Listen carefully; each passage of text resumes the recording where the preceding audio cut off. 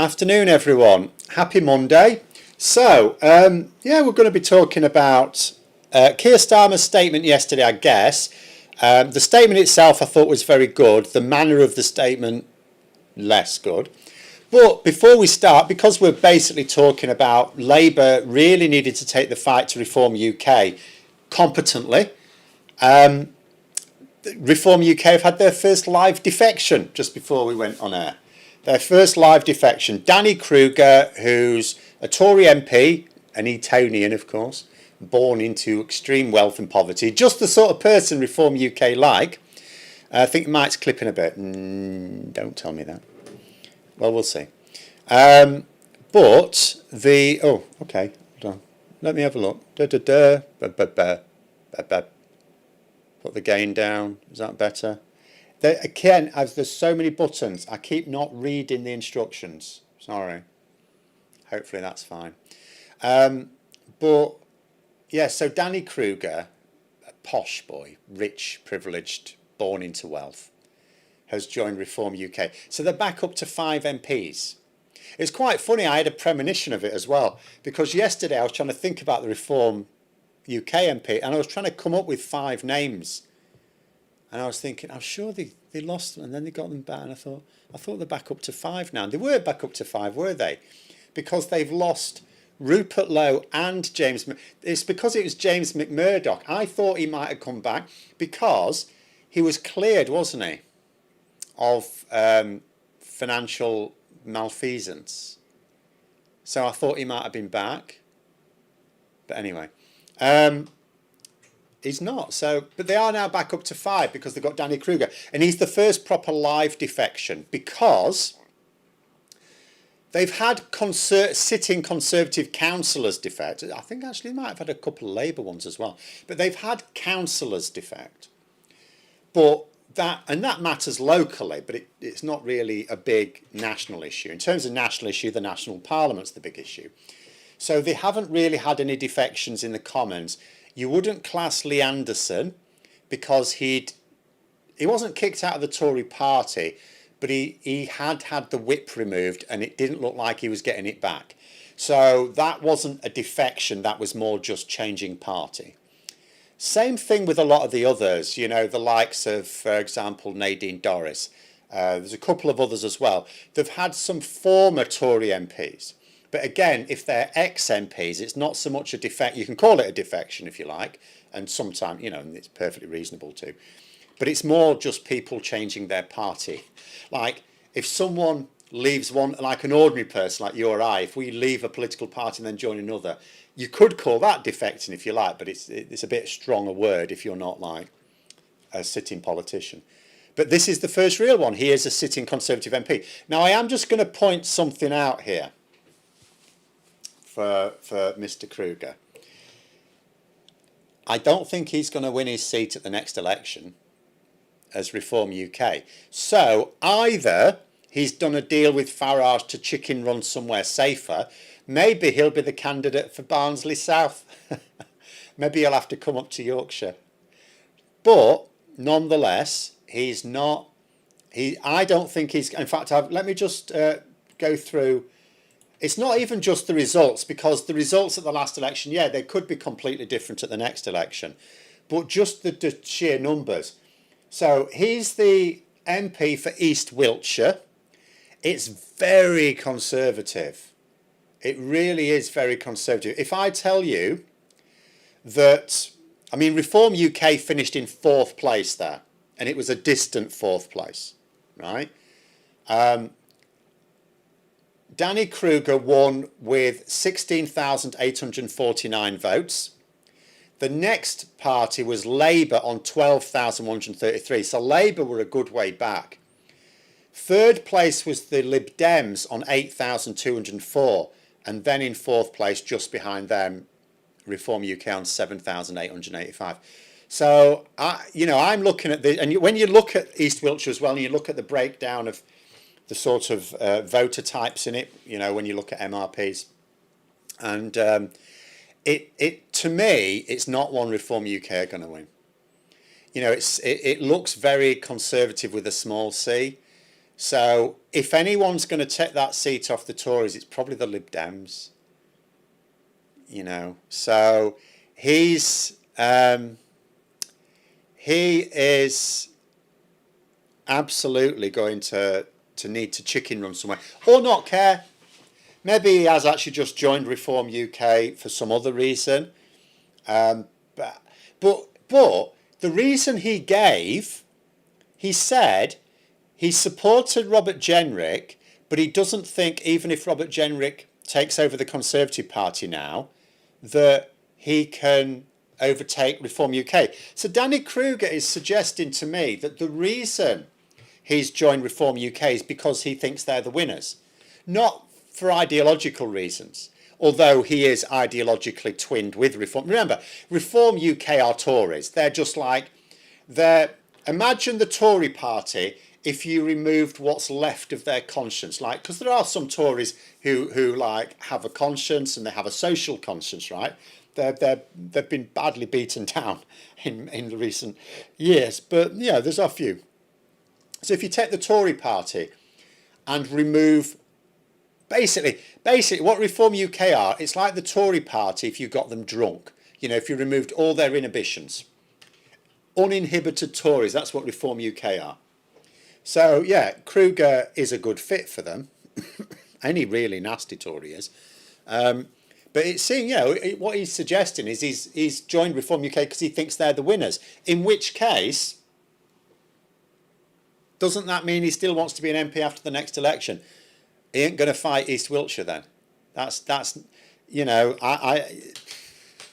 it'd be risky. Should we put it that way? I can't. Obviously, we'll have to see what happens in the next few years. And this is a risky move of his as well, defecting at this point.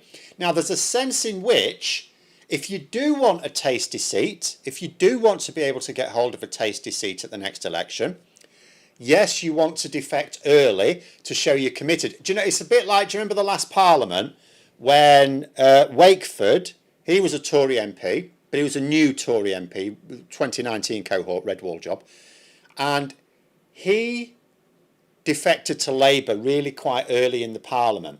So then and because he'd never really backed any of the really bad stuff, he was able to move, and he is still now an MP, he's a Labour MP still. Whereas any defecting really late on were not realistically going to be allowed to be Labour candidates. Because it's like, oh, you've gone through all this, you've backed Partygate, you've backed all the COVID corruption, you've backed this, that and the other, and now you want to join us now that we're winning. Yeah, you wouldn't be trusted. So there might be a sense in which he's doing this so he looks like he's getting in on the ground floor, so to speak. But it is a risk because, first of all, Reform UK could collapse completely by the next election. I'm not saying I think that's likely, but it is absolutely possible.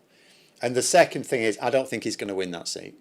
That seat, to me, it's not just the votes from last year, even though the votes from last year are compelling, because any seat that the Tories won by a large margin last year, because remember, the Tories were, you know, the shit on your shoes last year, weren't they? They'd been in power for like 14 years. Everything was on fire. Everything was a mess. The Tories last year surely were at their least popular electorally. You know, you can't imagine them being in a deeper hole than last year. And if they still won that seat by a large margin, that alone would tell me he's probably not going to win it as Reform UK. But then you've got the fact that Reform UK were in 4th place when nationally they won a large share of the vote. But also,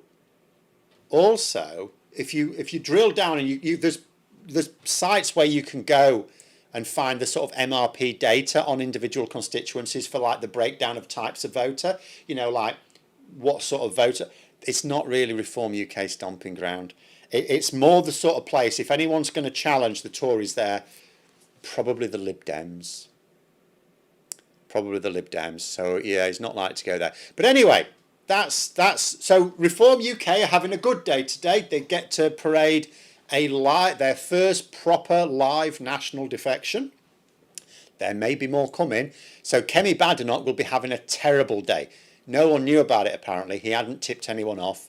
So when we found out about it, or anyone that was watching the news live, about, what was it, about an hour ago or something, half an hour ago maybe, I can't remember, but in the last hour, when we found out about it, that's when Kemi Badenoch found out about it.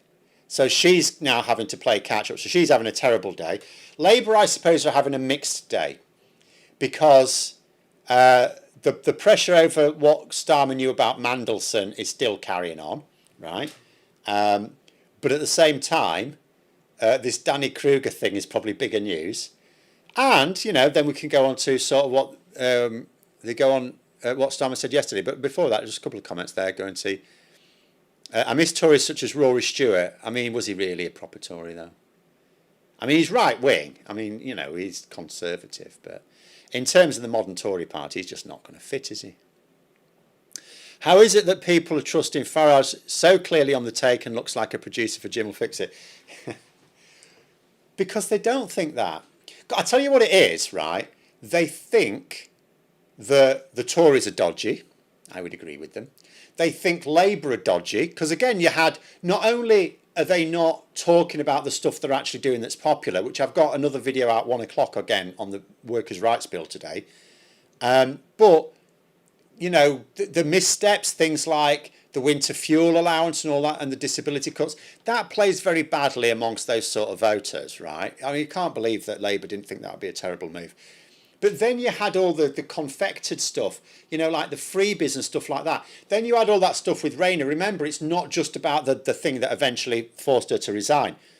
They were going on about it last year, right? So there was all the stuff last year about her house and stuff like that. So now there'll be people thinking, oh, she was dodgy from the start. It just took them ages to catch her, type of thing.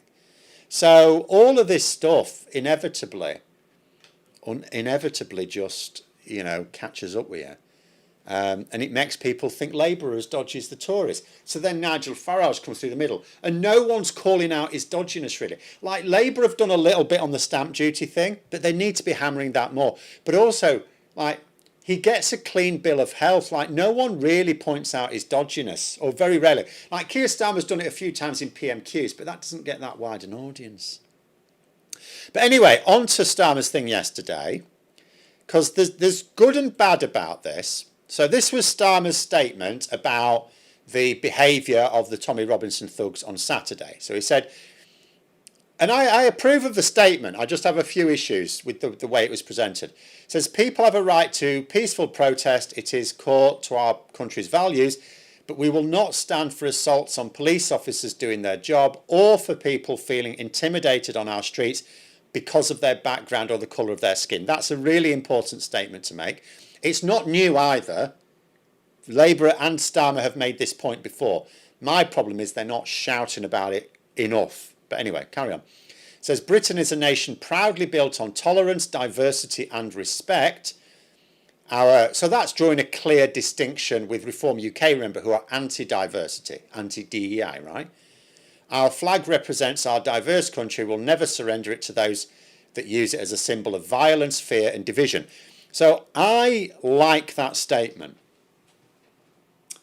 Where my problem is, so I'm going to, before I actually explain where my problem is, let me read something from there's an article. It's an editorial, I think, in The Guardian. Let me just check. Hold on. Yes, it's an editorial. Jessica Elgo, who is The Guardian's deputy political editor, right? So it's an editorial, effectively, in The Guardian. And they're talking about this, and there's a little comment here where MPs... So yesterday, I hadn't watched it, but I think on the Tory Kunzberg show, you had Peter Kyle there, who's the new business secretary for Labour. He was dealing with their AI stuff, their technology stuff, now he's business secretary. And he was... And you can understand why. But his line on what happened on Saturday was, well, that just shows that we're tolerant of free speech, isn't it? Ivan there, thoughts on Krueger defecting reform. Sorry, I spent the first 10 minutes talking about that, Ivan. We might come back to it. Sorry, we've moved on. Where was I? Yes, so Peter Kyle, apparently, I've not heard it myself, but I don't doubt it. He's apparently just said, oh, this just proves that we do support freedom of speech. and this is a klaxon to the government. In other words, oh, well, these are people are just dissatisfied. We as the government need to respond to their concerns, right? That was the line. Now, if that had been part of the line, I'd have been okay with that, by the way. But it was the whole line, and that was it. So people weren't very happy about that, and Labour MPs weren't very happy. So then Keir Starmer puts this statement out, and this is my problem. So in this thing, I'm probably not going to find it now. Oh, here it is. It's right at the end. It says the decision by number 10 to put out such strong words, and they are strong words, right, from the Prime Minister on Sunday will ignite some hope that it is part of a sea change. Now, I hope it is as well. Here's the thing. So in terms of that Peter Cowell thing, why did Peter Cowell say what he said? For two reasons. First of all, Trump's coming, right? And we need him on side, and one of his little gripes is the fact that we have hate speech laws, which he sees as a blow against freedom of speech. Now, he's one to talk because he's absolutely crushing freedom of speech. But what he means is the freedom of the far right to speak, right? What he considers the truth, right? So we have to be able to say to him, no, actually we do defend free speech, which means you are to an extent limited. Like, for example, Ed Davies calling on various political leaders to denounce what Elon Musk says. Now, probably they won't do that. They won't name anyone by or name anyone. Even though Elon Musk has fallen out with Trump a bit, they have fallen out, and they sort of haven't. They're just, they're not definite enemies. And again, the whole they want to get rid of hate speech laws. They want to get rid of any sort of laws that stop a platform like Twitter or Facebook posting whatever they want and amplifying whatever they want, right? So there is that diplomatic dance. But then there's also the fear, isn't there, even domestically? They don't want to just call out millions of voters racist. But my argument is they don't have to. Call out just the top of the tree, right? Call out the top of them. Because I think what attracts a lot of these people to the likes of Nigel Farage and Tommy Robinson is because they're in your face. They seem to be standing up to be countered. They're standing up and they're calling shit out, and they're saying this ain't good enough and this ain't good enough and this ain't good enough. And that's what Starmer needs to be. Instead of being like the reasonable, the voice of reason type thing, it's like you've got to be aware that there's a turf war going on, right? The far right are encroaching on the tolerance, right? And Starmer needs to be a bit more in your face, and he can do that without pissing off the voters, because that'll be the fear. He don't want to say to all these voters that are attracted to Reform UK that you're all racist. Yeah, don't say that. You can call Farage racist, you can call Tommy Robinson racist, you can call Elon Musk racist, but you don't have to call the supporters racist. You can say you're being conned by racists, you're not racist, and then you lean into the workers' rights and the renters' rights and the NHS and the Sure Start centres and energy and stuff like that. But the problem with this statement, so where I go, so the end of this article is, which I have posted a link in the description below, the decision by number 10 to put out such strong words from the Prime Minister on Sunday will ignite some hope that it's part of a sea change. I hope it is, by the way, I do hope it is. Why I don't think it is, I'll give you a few reasons.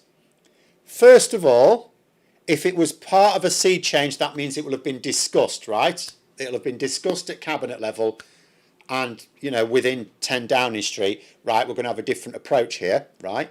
And that would have meant Peter Kyle would have trialled out the new approach on Sunday morning. This statement, it wasn't posted on Saturday evening. This statement references things that happened on Saturday afternoon and things that have been happening in the country over the last month, okay? It didn't reference anything that happened on Sunday. Nothing happened on Sunday. So why was it only published? You can see there, 2 p.m. Sunday, 14th of September. That's the problem, isn't it? So there's no evidence it's part of a sea change. What the evidence is yet again, Keir Starmer's reacting, right? He didn't have anything to say about it on Saturday. on Sunday morning, Peter Cowell was dispatched. Peter Cowell, they don't just ring up a minister and say, can you do the interview round tomorrow, please? Keir Starmer didn't ring Peter Cowell and say, Peter, mate, can you do the Tory Kunzberg show tomorrow? You know, they're given their talking points, right? Well, you're going to be asked about this, this and this, right? And these are our positions. This is what we're going to say about it. So what Peter Cowell said was not just Peter Cowell's words. It was what he was told to say. So McSweeney's the biggest clue. It's not a sea change until he goes, well, yeah, exactly. And, or even, I mean, you know, you can keep him if they want and get rid of all the stupid advisors he brought in, but just get rid of the shit advisors. Right? Because in theory, like, McSweeney's not supposed to be his main political advisor. McSweeney was his chief political advisor, then he was made chief of staff. Well, that's supposed to mean that someone else is his chief political advisor now. I actually don't know who it is. I don't care because they're shit, right? But, or they're not being listened to, one or the other. And if they weren't being listened to for this length of time, they'd have left, they'd have resigned. They wouldn't stick around for this. No one that's a good political advisor needs a job that badly. They can get one somewhere else. But anyway, McSweeney, let's see how the far right protests play in the papers. I mean, that's mad as well. The government, I mean, if that's, yeah, the government should, of course, be dictating what the paper's talking about. And it's so easy to do. So that's my issue with this. I don't think there's evidence it's part of a sea change. I hope but at the same time, he still put the statement out. And it is a strong statement. There's no equivocation about it. There's no, you know, the statement in isolation. The statement's perfect. It's exactly what you need to say. It covers all the key things and it covers it unambiguously, right? Unambiguously. You know, he's attacked not just the assault on police officers. It would have been easy to just do that, right? But he's specifically talking, and it's not for the first time. Labour have done this before. You know, sometimes when people say, well, why, you know, it infuriates me a bit on both sides. You know, when people will say, well, why didn't Labour do this before? And it's like, they have. Like, you know, Starmer and other ministers have called this out before. They've used statements very similar to this before. The problem is they don't do it very loudly. It's not loud.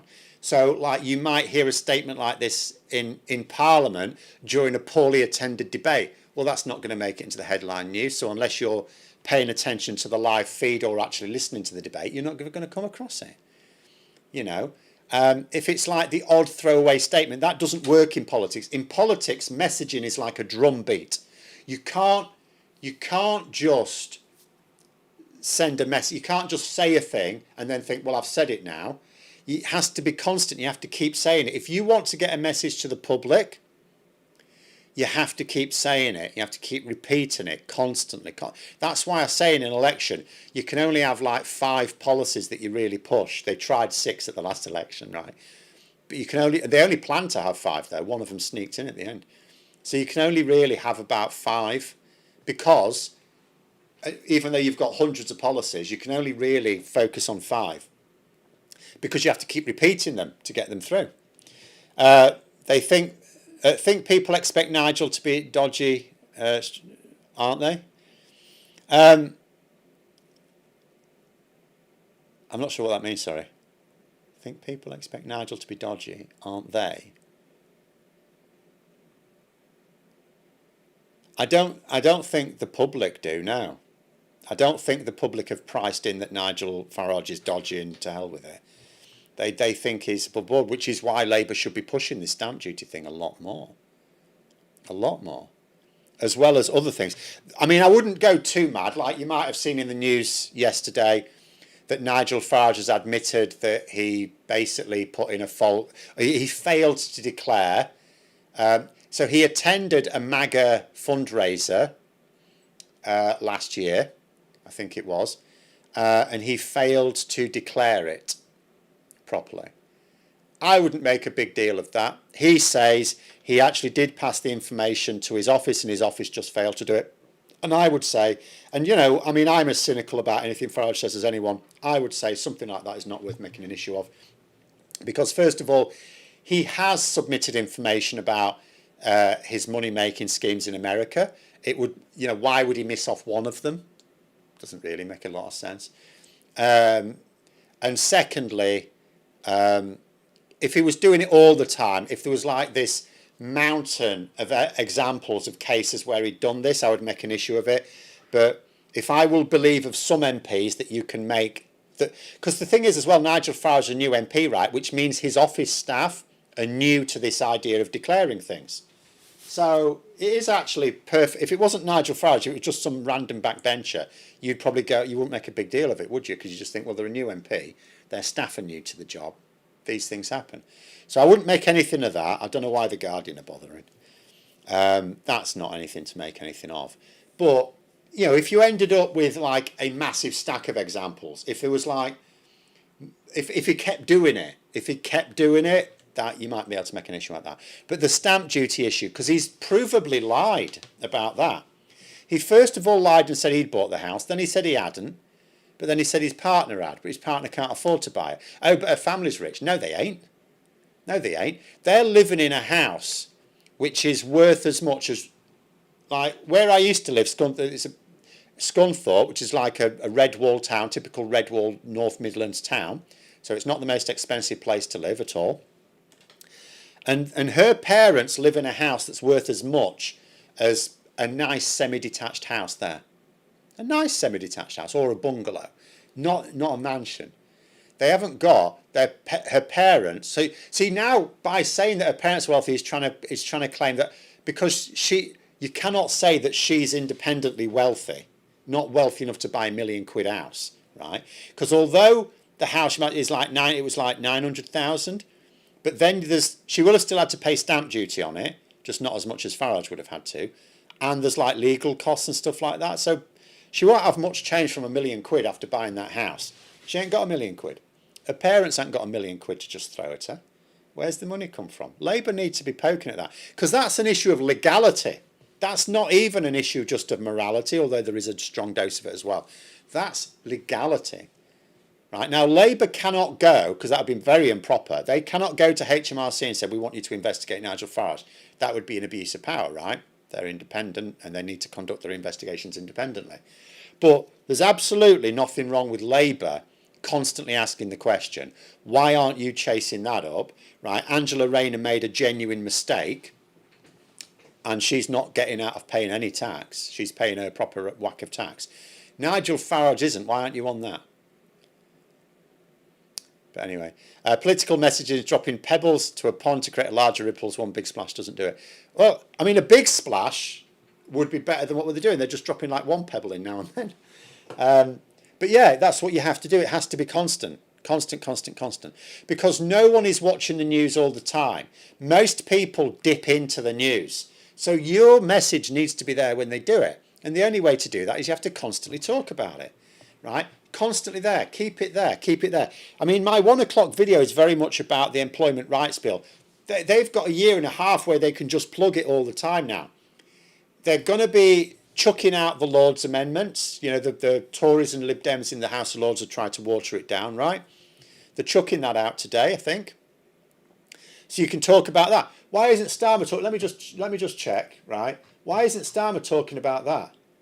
Like, if I look at, this is the Guardian's feed, you know, it's about Danny Krueger defecting, Ed Davey, Musk has now called Ed Davey a craven coward, he should talk, but Ed Davey's obviously having a pop at Musk, so there's a bit of friction there, that's good. Starmer will like that, it's taking the heat off him.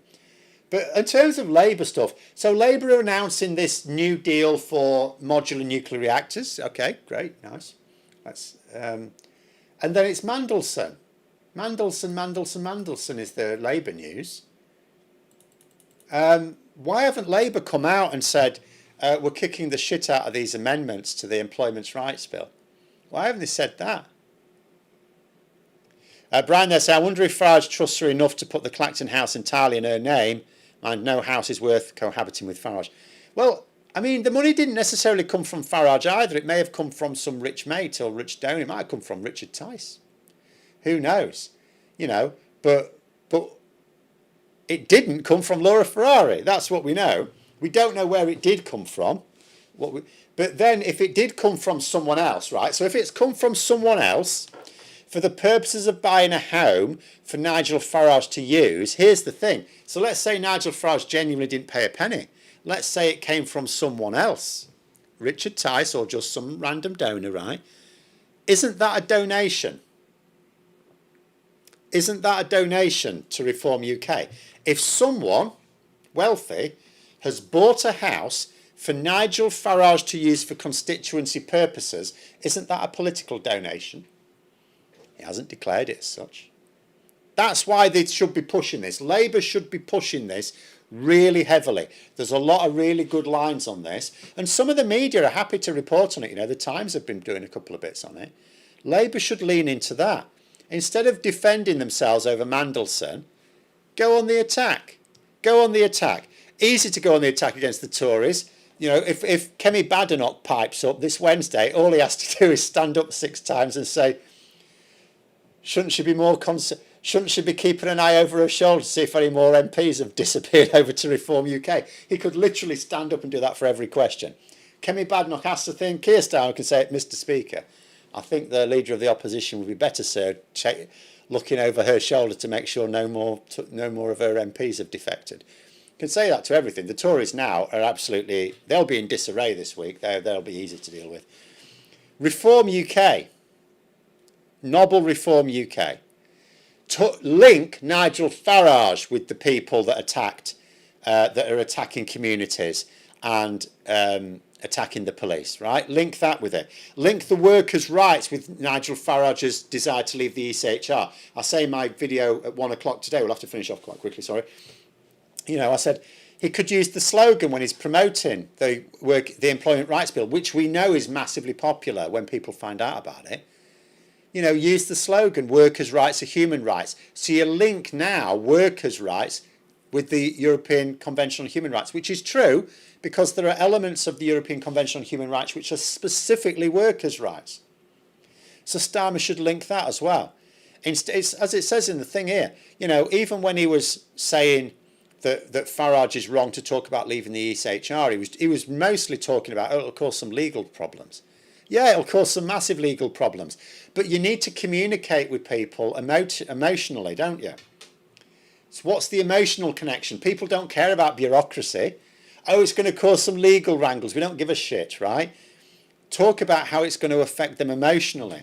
You know, workers' rights, link it. Workers' rights are human rights. Link the two things. And then, once they've got it through to people about these workers' rights, which are really popular, Labour would instantly gain 10 points in the polls if everyone knew about this Employment Rights Bill. And I'm not actually exaggerating. I don't think I'm exaggerating there. But once you've done that and you've got the message through, but you'll have to keep, you can't do it, you can't just do it by doing a press conference today, even though we bloody well should be doing a press conference today. It needs to be constant, it needs to be that drumbeat. For the next year and a half, nothing but, right? This week, he can talk about the fact that the Employment Rights Bill is close, right? He's going to talk about it at the bloody conference. If you're going to talk about it to the party faithful, why not the bloody public? So then you can talk about that, and then when it's passed, you can talk about the fact that instantly the anti-union laws have been repealed. Then you can talk about the stuff, because the rest of it comes online next year and the year after, right? So there's like 3 tranches of it. So what you do is you spend the next half a year talking about all the stuff that's coming online next April, right? Constantly, that's what you do. Every time you do a press conference or anything, you're talking about what's coming in April. Get ready for April. This is what you've got in April. This is your present for April. Then there's some more stuff comes online in autumn. So then you go on about that. Then there's some more stuff comes in spring 2027, then it's done. So you've got a year and a half of constantly going on about it, and keep then using the thing. Workers' rights, every time you promote it, workers' rights are human rights. We're boosting your rights, we're boosting your rights, we're giving you better rights, yeah? Link the two things. And then, once the message has sunk through, once their internal polling tells them the public now know about the Workers' Rights Bill because you've talked about it more often than your dad was a tool maker, right? You know, once the message has got through, then you start asking a question, right? You start asking a question. Why does Nigel Farage vote against you getting more rights? As soon as people know about the workers' rights, then ask, Why did Nigel Farage vote against them? Why is he always talking about taking rights away? And don't specify the rights he's talking about. Just use the word rights as if it's generic, right? Why is Nigel Farage wanting to take your rights away? Why is he wanting to? And if you keep linking the two things, link workers' rights with human rights, then ask why Nigel Farage wants to take rights away.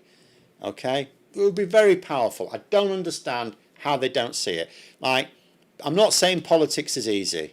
I'm not saying it's easy. It is tricky, particularly when you've got a hostile media against you, particularly when you've got an impatient public. I get that, right? You've got social media.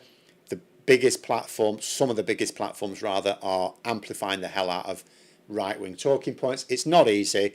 It's harder today than it's ever been. Like, Keir Starmer has a tougher job as Labour leader, particularly Labour Prime Minister, than any of his predecessors, right?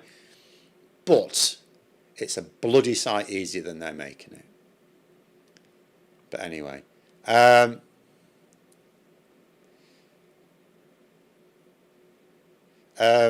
Mahmoud believes that changes to the convention are necessary. Well, so she is arguing that, but she's also arguing for changing the internal guidance on it as well. Which, if you can do that, then why not? Like, because if it's going to be argued that we are taking a more liberal interpretation of it than some other countries, and the European Court itself doesn't mind, then okay.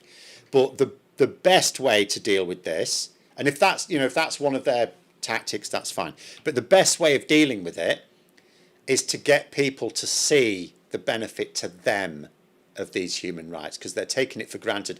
Remember, very, very few people are alive today that remember a time before these human rights. Remember that. The average age in the UK is in early 40s. In 2020, I looked it up before we went live. In 2022, the median age was like 40.7 years old. I'm much older than average, basically. Many of you are much older than average in this country. And even I don't remember a time before it. I was born decades after the European Convention on Human Rights. So very, very few people alive in this country today remember a time before them. So people take them for granted because they were born with them. They think they're universal. They think they're immutable. They're not immutable. You have to protect them. But there we go. John, they're saying, we know Starmer's poor at politics, but he's been in Parliament for 10 years. Has he improved in any way? Well, he's improved in some ways, but at the end of the day, the fact that he's poor at politics doesn't matter. Literally, all you have to do is get him to... He's on top of his brief. He can talk about anything quite competently. He's more than capable of talking competently about things.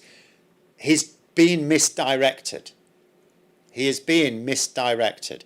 He needs to be given proper lines to use, to be told to stand on strong ground, not asylum. Asylum is Labour's weakest ground. It's their weakest ground. Don't fight on your weakest ground. Take a lesson from Sir Arthur Wellesley, the first Duke of Wellington.